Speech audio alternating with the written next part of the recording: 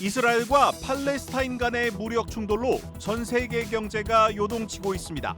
국제 유가가 급등하고 있는 가운데 전면전으로 번질 것이란 우려가 커지고 있습니다.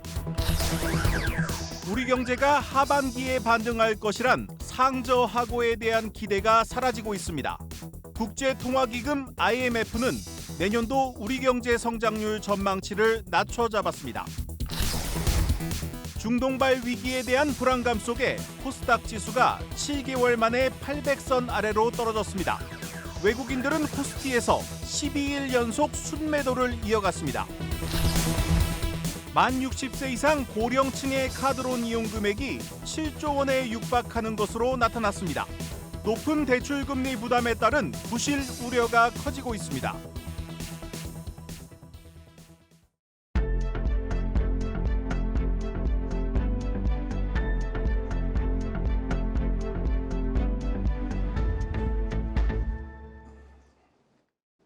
뉴스플러스 시작합니다. 이스라엘과 팔레스타인 간의 무력 충돌로 전 세계 경제가 요동치고 있습니다. 미국 국채금리가 급등하고 강달러가 이어지고 있는 가운데 이번 사태로 안정세를 보이던 국제유가에 다시 불이 붙었습니다. 역사적으로 고금리와 강달러, 고유가 이 세 가지는 무언가를 무너지게 만들곤 했습니다. 불안한 기운이 감돌고 있습니다. 당장 국제유가 배럴당 100달러 돌파는 시간 문제라는 전망이 나오고 있습니다. 첫 소식 고영욱 기자입니다. 이달 초 80달러 초반까지 떨어졌던 국제유가가 90달러에 육박하는 수준까지 급등했습니다. 이스라엘과 팔레스타인 무장단체 하마스 간의 무력 충돌이 발생하면서입니다. 증권가에선 유가가 내년 상반기 100달러, 최대 150달러까지 오를 수 있다는 전망이 나옵니다. 특히 하마스 배후로 이란이 지목되면서 글로벌 원유 수송망에 비상이 걸렸습니다. 우리 경제에 영향을 미칠 최악의 상황은 이란이 호르무즈 해협을 봉쇄하는 겁니다. 호르무즈 해협은 전 세계 원유 수유량의 20%가 운송되는 길목입니다. 우리나라 원유 수입의 60%가 중동산으로 대부분 이 해협을 통해 들어옵니다. 1차, 2차 석유 파동이다 이렇게 그런 시기에 줄였던 수출량이 전 세계 원유 생산량의 대략 한 10% 내외일 거거든요. 물량이 10%만 줄어들어도 유가는 전례 없는 수치까지 올라갈 수도 있다.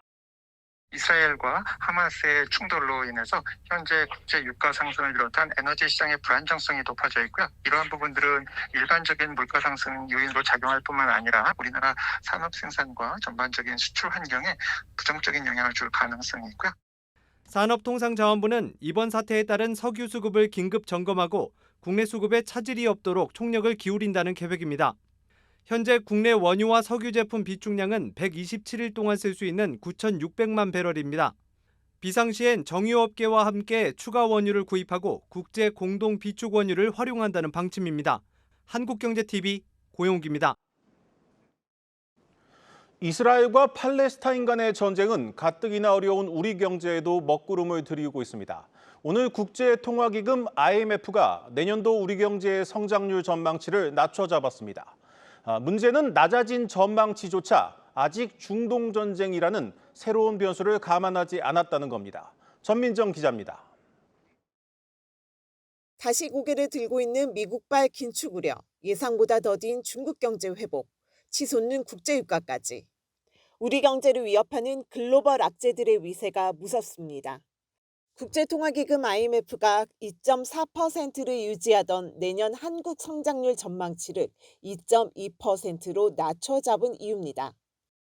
중국이 올해 내년을 많이 낮췄어요. 우리나라 초대교육국인이 다소 영향을 받을 수밖에 없는 상황이고, 여기에 이스라엘과 팔레스타인 무장정파 하마스의 무력 충돌이라는 새로운 리스크까지 등장했습니다. 이로 인해 국제유가는 이미 4%나 급등한 상황. 1970년대 중동 전쟁 당시 오일 쇼크 악몽이 떠오릅니다.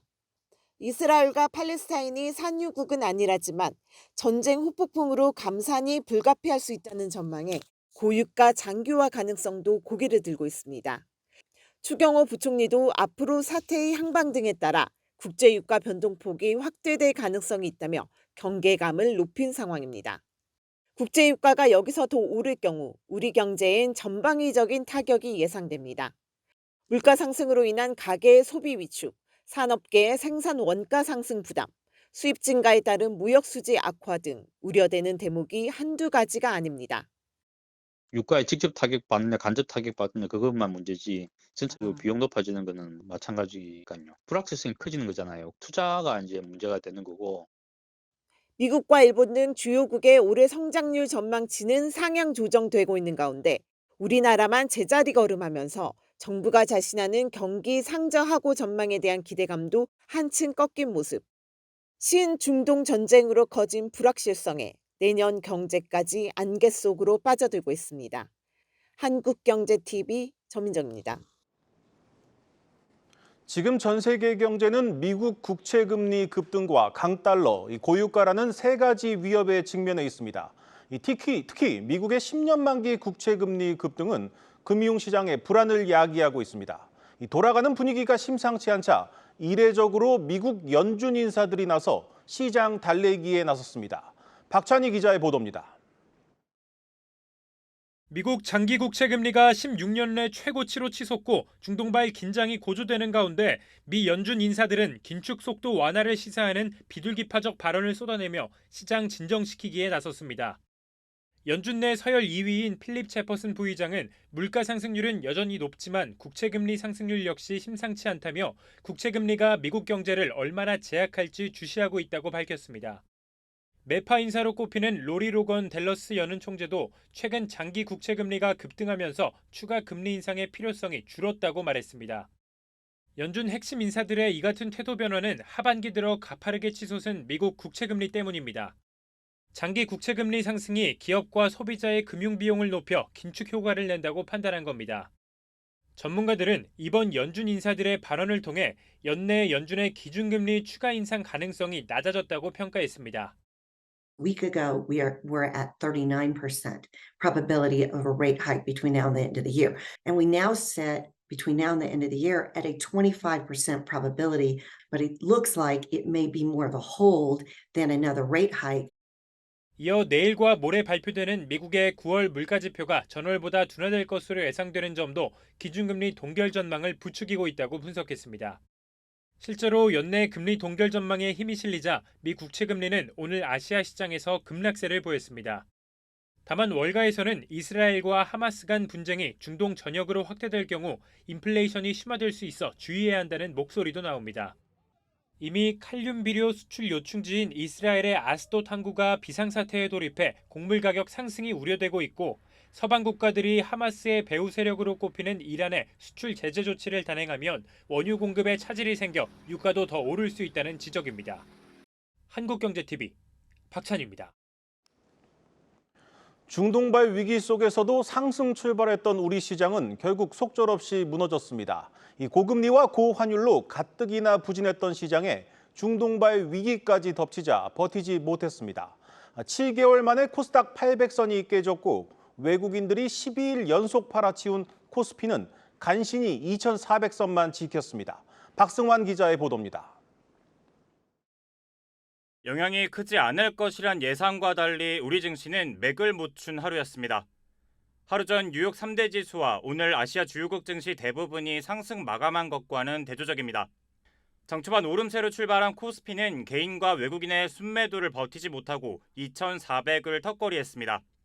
외국인들은 지난달 18일 이후 연일 순매도를 이어갔는데 글로벌 금융위기 직전인 2007년 11월 이후 최장 기간입니다. 이 기간 매도 규모는 2조 5천억 원어치가 넘고 올 초부터 누적 순매 수액이 정점을 지난 6월 이후로 넓혀보면 6조 4천억 원에 달합니다.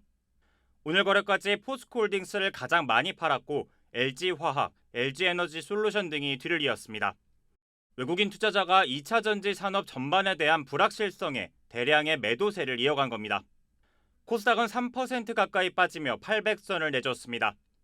거래 내내 하락세를 이어가다가 마감께 반등을 시도했지만 지수를 뒤집기엔 역부족이었습니다. 시가총액 상위 종목인 에코프로와 에코프로비엠, 포스코DX 등의 부진 때문인데 2차 전지주들이 지수 전반에 부담이 된 모습입니다. 연일 계속된 주가 부진에 신용잔고가 줄어들고 있어 비투로 쌓아온 반대 매매도 걱정스러운 대목입니다. 증권가에선 중동 불안이 달러 강세로 이어질 수 있다는 분석이 나오는 상황. 과거 4차례의 중동 전쟁과 크고 작은 분쟁이 유가 상승세로 이어졌던 만큼 유가 결제 수단인 달러 가치를 자극할 수 있다는 우려도 커지는 모습입니다. 한국경제TV 박수관입니다. 고유가로 인해 다시 물가가 불안해질 조짐을 보이면서 기업들은 소비가 더 줄어들지는 않을까 걱정하고 있습니다. 아직은 예의주시하는 단계지만 문제는 수요가 회복될 기미가 보이질 않는다는 겁니다. 유호성 기자입니다. 한 해 매출 3조가 넘는 대형 식품회사 6곳의 올해 상반기 금융비용이 전년 같은 기간에 비해 늘어난 것으로 나타났습니다. 한국경제TV 조사 결과 CJ제일제당을 제외한 대형 식품사 6곳의 상반기 금융비용은 8,967억 원으로 지난해 6,332억 원보다 41% 증가했습니다. 금리 인상 여파로 기업 조달금리가 오르면서 은행 등 금융기관에 내야 할 이자 비용이 오른 탓입니다. 국제 곡물 등 원재료 값이 여전히 높은 수준인 점도 제조사들로서는 부담입니다. 세계 최대의 설탕 생산국인 인도의 가뭄 여파로 설탕값은 올해 초 대비 43% 올랐고 이달부터 원유 기본 가격마저 올라 유제품값 인상이 이어집니다. 이스라엘과 팔레스타인 전쟁 여파로 불안정해진 중동 정세도 식품업계는 예의주시하고 있습니다. 영향이 제한적이라고는 하지만 고유가 상황이 길어질 경우 공장 가동에 필요한 비용이 늘어날 공산이 커진 셈입니다. 인근 중동 국가까지 확대되는 상황이 된다면 유가에 영향을 미칠 수 있으니까 이런 것들은 제품을 생산하는 비용에도 상당히 영향을 미치게 될 것이다. 현재로서는 당장은 직접적으로 피부에 와닿는 효과나 이런 것들은 없을 테지만 사태가 장기화되면 영향을 미칠 수 있다. 이렇게 이제 내다보고는 있습니다. 하지만 더 큰 문제는 좀처럼 수요 회복 기미가 보이질 않는다는 겁니다. 대표적인 소비 지표인 소매 판매액 지수는 지난 8월 102.6을 기록하며 1년 전과 비교해 5.2% 하락했습니다. 2020년 3월 이후 3년 5개월 만에 가장 큰 폭 감소한 건데 최종 수요자에 판매한 실적을 나타내는 소매 판매액 지수가 하락했다는 것은 내수 침체가 심화하고 있다는 것을 의미합니다. 하반기 실적 반등을 기대했던 식품회사들은 고금리, 고물가에 더해 국제 정세 불안과 내수 부진마저 이어지면서 어려움이 가중되고 있습니다. 한국경제TV 유호성입니다.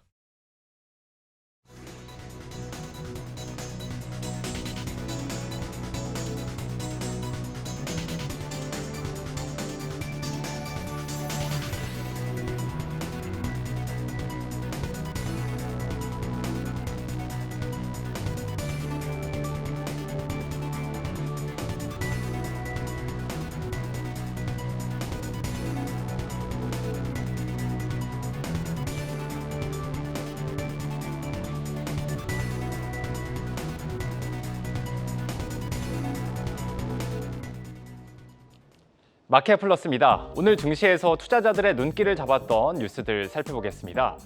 첫 번째 키워드, 한국산 무기 구매 진행시켜.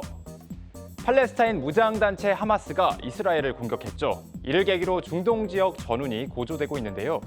오늘 주식시장에선 방산주가 급등했습니다. 휴니드와 퍼스텍이 20% 넘게 올랐고 LIG와 한화시스템 등도 크게 올랐습니다. 이번 전쟁을 계기로 중동에 대한 한국산 무기 수출이 늘어날 것이란 기대감이 주가에 반영된 결과란 분석이 나오는데요. 실제 사우디아라비아가 중거리 지대공 유도무기 천궁2 구매에 관심이 큰 것으로 알려졌습니다.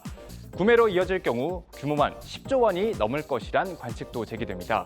증권업계는 전 세계적으로 동시다발적인 지리적 갈등이 발생하고 있는 상황을 두고 각국이 방산무기 같은 물자 확보 싸움을 벌일 것으로 전망하고 있습니다. 이런 전쟁의 시대가 이어지면 최대 수혜는 한국 방산업체가 볼 것이란 분석이 나오는데요. 전시에 대응할 수 있는 무기 생산 능력을 갖춘 나라가 거의 우리나라가 유일하다시피 하기 때문입니다. SK증권은 LIG 넥스원과 한화 에어로스페이스, 현대로템 등을 수혜 대상 기업으로 꼽았습니다. 다음 두 번째 키워드로 넘어가 보겠습니다. 암 정복하러 미국행. 엔젠 바이오가 미국 바이든 행정부의 암 정복 프로젝트에 참여하기로 하면서 오늘 상한가를 기록했습니다. 바이든 행정부는 앞으로 25년 동안 암 환자 사망률을 50% 이상 줄이겠다는 목표로 일명 캔서 문샷 정책을 추진 중인데요. 조 바이든 미국 대통령은 캔서 문샷이야말로 내가 대통령에 출마한 이유 중 하나라며 암 정복에 진심을 보이고 있습니다.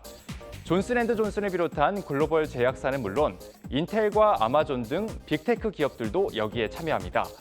국내 기업 중에선 의료 인공지능 기업 루닛 등이 참여하기로 했습니다. 엔젠바이오는 유방암과 고형암, 혈액암 등 암을 정밀 진단할 수 있는 플랫폼을 국내 최초로 상용화했는데요. 이 플랫폼은 암을 조기에 발견하는 것이 핵심입니다. 이번 프로젝트 참여가 주목받는 이유는 이를 발판으로 글로벌 진출에 속도를 낼 수 있기 때문입니다. 미국 공공기관이나 연구기관에 기술력을 뽐낼 수 있고 글로벌 기업들과 네트워크도 구축할 수 있는 기회가 될 수 있습니다. 다음 키워드, 인내가 필요해. 지난 5일 두산 로보틱스 상장 이후 로봇주 주가가 연일 부진한 모습을 보이고 있는데요. 오늘도 두산 로보틱스가 10% 가까이 하락했고 레인보우 로보틱스도 약세를 보였습니다.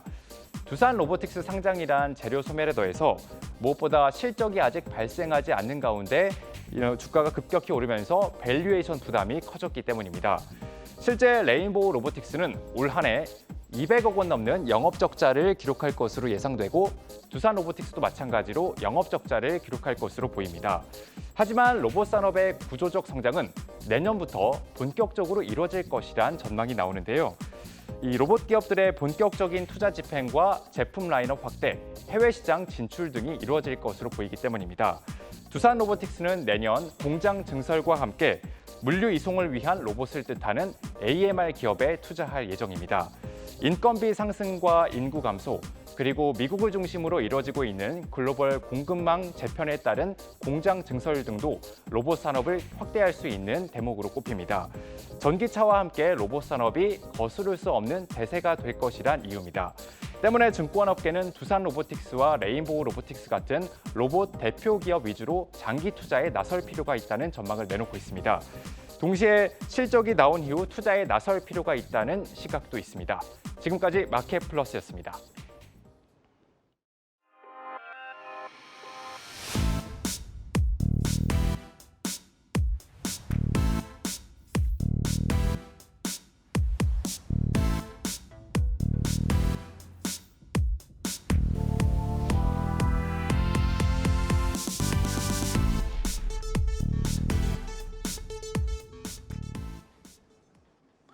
LG전자가 시장의 예상치를 넘어선 역대급 3분기 실적을 내놨습니다. 전 세계적인 경기 위축 속에서도 새로운 성장 동력으로 삼은 자동차 전장 사업이 좋은 성적을 냈습니다.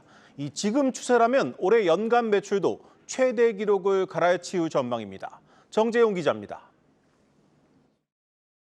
LG전자가 3분기 잠정 실적 집계 결과 영업이익 9,967억 원을 기록했다고 공시했습니다. 코로나 비대면 특수로 영업이익이 1조 원을 넘겼던 2020년 3분기에 버금가는 역대급 수치입니다. 당초 시장에서는 7천억 원대 영업이익을 예상했는데 이를 크게 넘어서며 어닝 서프라이즈를 기록했습니다. LG전자가 꼽은 호실적의 이유는 B2B 사업의 성장입니다. 미래 핵심 사업으로 자리 잡은 자동차 전장뿐만 아니라 냉난방 공조 부문에서도 기업 간 거래가 활발해지면서 호실적을 보였습니다. 러시아, 우크라이나 전쟁 영향에 북미와 유럽이 신축 건물 등의 가스 사용 의존도를 줄이고 있는 상황을 간파해 전기 에너지 저장 장치와 히트펌프 등을 대량 공급한 것이 주요했습니다. 올해 연말 누적 수주 잔고 100조 원을 바라보는 자동차 전장 사업은 유럽 프리미엄 시장까지 확보하며 수익성을 크게 개선한 것으로 추정됩니다. B2B 제품과 전장 사업 호조로 LG전자의 올해 연결 기준 연간 매출액은 84조 원을 기록해 역대 최고치를 기록할 전망입니다. 지난해 연간 매출액 80조 원을 처음 넘어선 지 1년 만에 또다시 기록을 경신하는 겁니다. LG전자는 올레드 TV 웹 운영체제 업그레이드를 시작하는 등 소프트웨어 영역까지 신사업을 확대하고 있습니다. B2C에서 B2B 사업으로 체질 개선에 성공한 LG전자의 역대급 실적 행진이 계속되고 있습니다. 한국경제TV 정재홍입니다. 60세가 넘는 고령층의 카드론 이용 금액이 무려 7조 원에 육박하는 것으로 나타났습니다. 은행 대출 문턱이 높아지면서 상대적으로 신용이 낮은 노년층이 금리가 높은 카드론을 쓰고 있는 겁니다. 부실에 대한 우려도 커지고 있습니다. 장슬기 기자의 단독 보도입니다. 은행 문턱을 넘지 못한 60세 이상의 노년층, 그들의 급전 창구는 결국 카드론이었습니다. 올해 노년층의 카드론 이용 잔액은 최근 5년 새 최고치를 나타냈습니다. 정무위원회 송석준 의원실에 따르면 만 60세 이상 노년층의 카드론 잔액은 올 6월 말 기준 6조 9,200억 원으로 5년 전에 비해 무려 57.3%나 증가했습니다. 이 수치는 올 6월 말 기준으로 연말까지 사용한 카드론 잔액을 집계하면 올해 7조 원을 훌쩍 넘을 것으로 추산됩니다. 같은 기간 2030 세대 청년층과 40대 이상 중년층의 카드론 잔액과 비교했을 때 노년층의 증가폭이 가장 큽니다. 실제로 카드론 이용자 수 역시 모든 연령층에서 감소세를 나타냈지만 노년층의 카드론 이용자 수만 5년 전보다 23.9% 증가했습니다. 문제는 카드론의 높은 금리입니다. 카드론 평균 금리의 상한선은 올 9월 기준 17.20%까지 치솟은 상황. 현재 카드론 금리의 기반이 되는 여전체 3년물 금리 역시 지속 상승하고 있어 카드론 이용자들의 원리금 상환 부담은 더욱 커질 것으로 전망됩니다. 노년층들의 생계형 금전 대출 이 문제가 결국 카드론으로 내몰렸고 카드론 금리 상승이 예상됨에 따라서 이에 대한 정부의 적극적인 선제적 대응이 필요한 때라고 저는 생각합니다. 코로나19 이후 팍팍해진 살림살이에 눈덩이처럼 불어난 빚 부담까지 우리 경제의 약한 고리로 꼽히는 노년층의 부실 우려는 더욱 커져만 갑니다. 한국경제TV 장슬기입니다. 아파트 주차장 붕괴 사고를 낸 GS건설이 국정감사 첫날부터 문매를 맞았습니다. 이 반년이 지나도록 보상 약속을 제대로 지키지 않고 있다는 지적이 쏟아졌습니다. 방서우 기자의 보도입니다. 지난 4월 지하주차장 지붕이 무너져 내린 인천 검단 아파트 단지. 있어야 할 철근이 누락되는 등 중대한 과실이 발견되자 시공사 GS건설은 전면 재시공과 입주 지연에 따른 보상을 결정했습니다. 하지만 반년도 채 지나지 않아 발주처인 한국토지주택공사의 책임을 미루는 등 입주 예정자들에게 한 약속을 제대로 지키지 않고 있는 것으로 드러났습니다.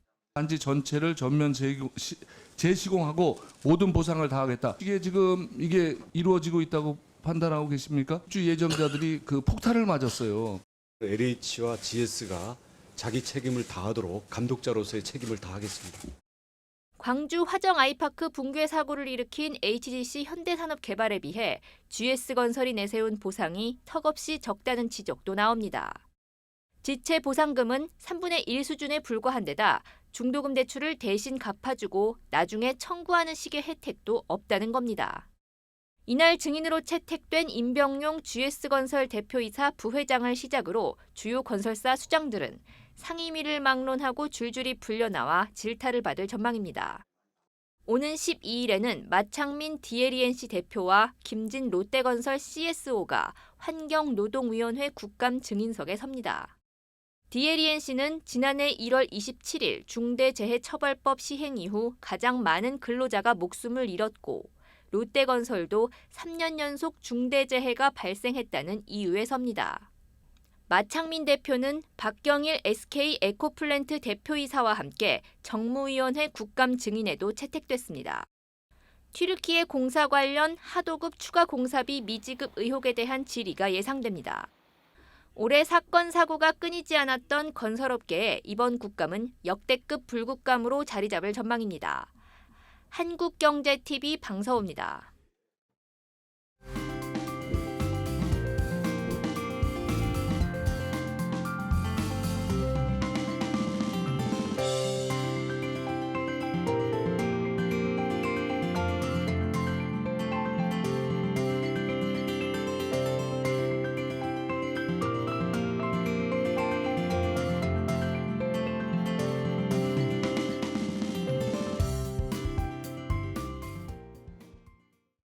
뉴스플러스 오늘 준비한 순서는 여기까지입니다. 시청해주신 여러분 고맙습니다.